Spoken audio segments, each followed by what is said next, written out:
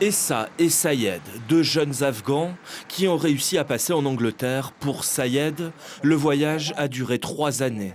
Il quitte l'Afghanistan à 13 ans, il traverse l'Europe sous les camions, Turquie, Grèce, Italie et la France, où il survit dans la jungle.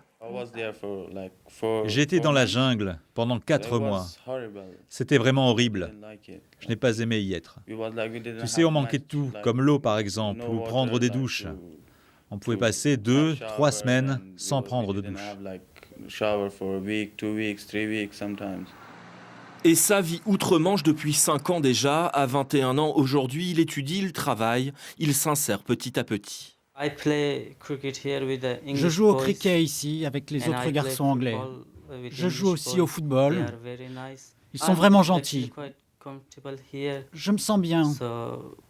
Mon futur est ici.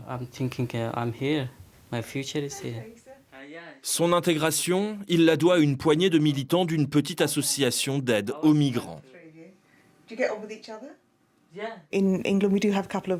En Grande-Bretagne, on a beaucoup de journaux conservateurs. Et leur façon de parler des migrants, c'était beaucoup de mensonges.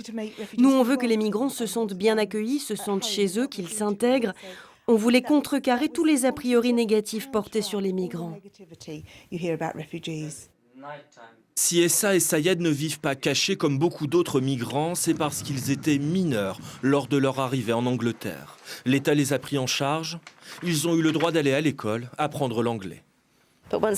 Une fois qu'ils ont 18 ans, ils savent qu'ils doivent entamer une procédure de régularisation. Mais l'État en rejette une très large majorité. Et donc ils ont tout le temps en tête la peur d'être expulsés et d'être renvoyés en Afghanistan. En moyenne, ces jeunes migrants peuvent passer jusque 10 années au Royaume-Uni avant d'être expulsés. Un retour au pays difficile à envisager. Je n'ai plus de contact avec ma famille. Depuis que je suis parti d'Afghanistan, je ne sais plus comment les contacter. Je ne sais pas ce qu'ils sont devenus.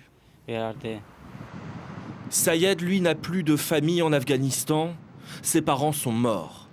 Une expulsion pour lui anéantirait tous ses espoirs. Ce serait la pire chose qui puisse m'arriver. Si je dois quitter le pays, je suis mort. J'ai beaucoup changé depuis mon arrivée ici. Et tu ne pourrais pas rentrer? Non, je ne pourrais pas rentrer. À tout juste 18 ans, Sayed a déjà un long passé derrière lui.